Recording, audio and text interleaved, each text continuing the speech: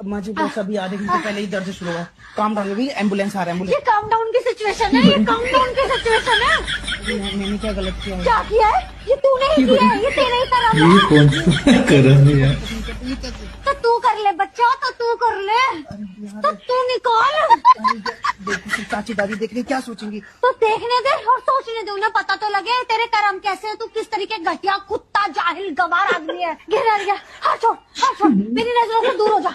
चुप रह तू, मेरी आंखों में तैयब। ऐसे टाइम पे पति ही साथ अरे रहते हैं। लकड़ बग्गे जैसे मुंह के, तू क्या रहेगा मेरे साथ? तेरे साथ रहने की वजह से तो ये सब हुआ है। चले जाओ यहाँ से घटिया।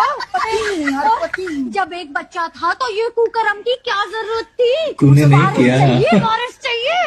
कितने वारिस चाहिए तुझे जाहिल घटिया? मम्मी मैं चले जा यहाँ से। देता हूँ फ्रूट्स।